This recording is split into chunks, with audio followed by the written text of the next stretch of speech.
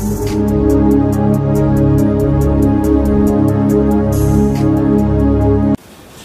ప్రభువును మన రక్షకుడు అయిన యేసుక్రీస్తు ప్రభు అత్యున్నతమైన నామమున, అతి శ్రేష్టమైన నామమున, ప్రభావము కలిగిన నామమున మీ అందరికీ వందనాలు, దేవునికి స్తోత్రాలు.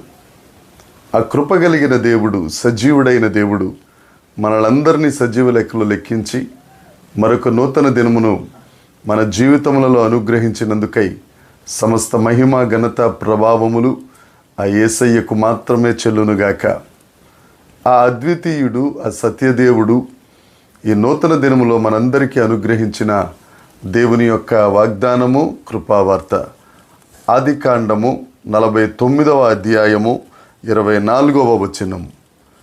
యాకోబు కొలుచు పరాక్రమశాలి అయిన వాని హస్త బలము వలన అతని విల్లు బలమైనదగును, ఇజ్రాయేలునకు బండయు మేపెడివాడును ఆయనే. దేవునికి స్తోత్రం కలుగునుగాక, దేవునికి మహిమ కలుగునుగాక. ప్రభువునందు ప్రియమైన వారలరా, మనకు బలమైన దేవుడు, మనలను మేపెడివాడు, మనకు బండ అయిన దేవుడు యేసుక్రీస్తు ప్రభువే.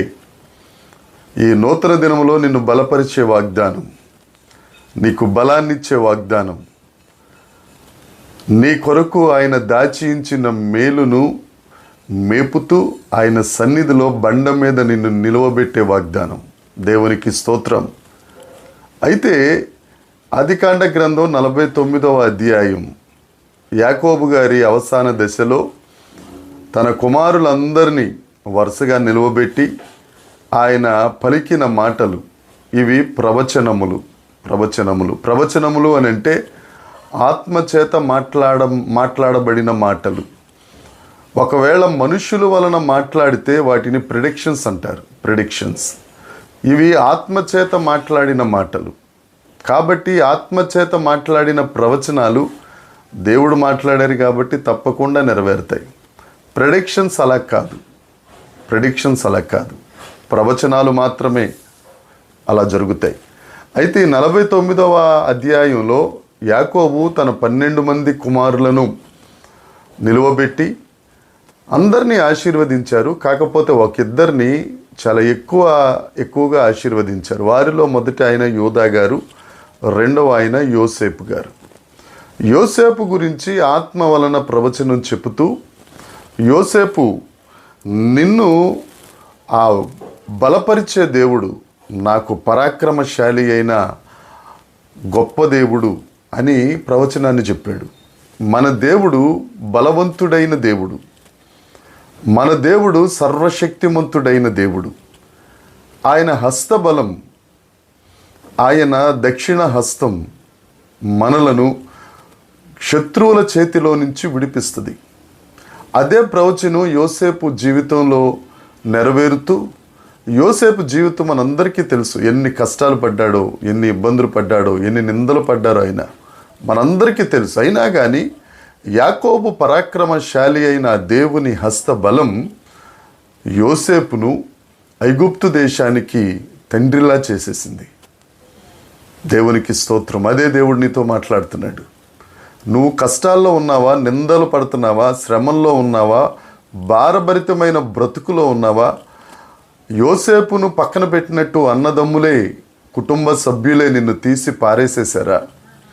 దేవుడు నీతోనే మాట్లాడుతున్నాడు. మన దేవుడు పరాక్రమశాలి అయి ఆయన హస్తబలం బలమైనది.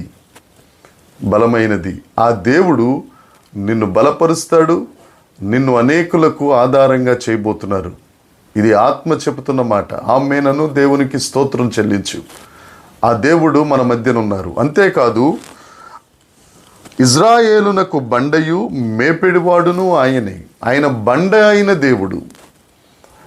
క్రొత్త నిబంధనలో ఆ బండ క్రీస్తే.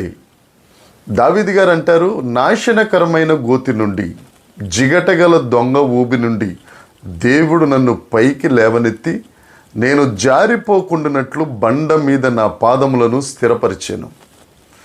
నీ గోతిలో నుంచి నిన్ను పైకి లేవనెత్తి ఇశ్రాయేలునకు బండైన ఆ క్రీస్తు ప్రభువు మీద, ఆ క్రీస్తు ప్రభువులో నిన్ను స్థిరపరిచే దేవుడు మన దేవుడు. నువ్వు ఎక్కడెక్కడ జారిపోయి గోతి అనే గుహలోనికి వెళ్ళిపోతున్నావో, ఊబిలో పడిపోతున్నావో, నువ్వు యేసయ్య వైపు చూస్తే ఈ దినాన్న నీకు బలమిచ్చే దేవుడు నిన్ను పైకి లేవనెత్తి నిన్ను బండ మీద నిలబెడతాడు. అంతేకాదు, మేపెడివాడును ఆయనే. మన దేవుడు మేపేవాడు. మనకు తెలిసిన చాలామంది మేసేవాళ్ళు.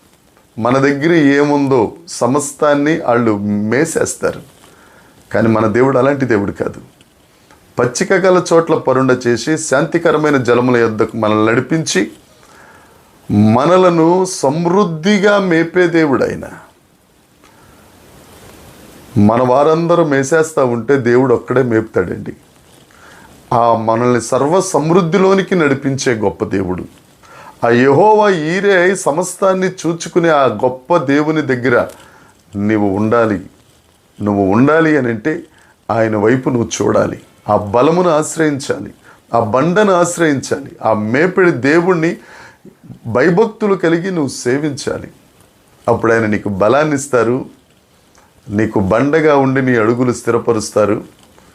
నీకు కావలసిన సర్వ సమృద్ధిని, నీ కుటుంబానికి కావలసిన సర్వ సమృద్ధిని, నీ సంఘానికి కావలసిన సర్వ సమృద్ధిని అనుగ్రహించే దేవుడు ఈ దినాన్న నీకు వాగ్దానం చేస్తున్నారు. ఈ దినమంతా ఈ వాగ్దానాన్ని మననం చేసుకుందాం, ధ్యానిద్దాం. దేవుడు తప్పక నీకు బలాన్ని అనుగ్రహించి నిన్ను బండ మీద నిలువబెట్టి నీకు కావలసిన సర్వ సమృద్ధిని దేవుడు అనుగ్రహించునుగాక. ఆమేన్. ప్రార్థన చేసుకుందాం. పరలోకమందున్న మా తండ్రి, పరిశుద్ధుడా నీకు స్తోత్రం.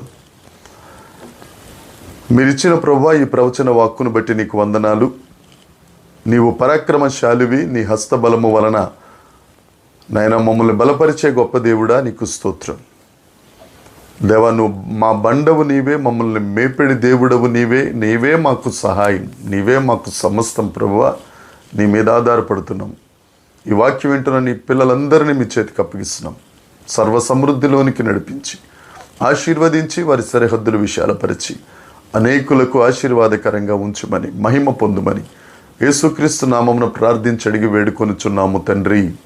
ఆమేన్. దేవుని కృప మనందరికీ తోడై ఉండునుగాక.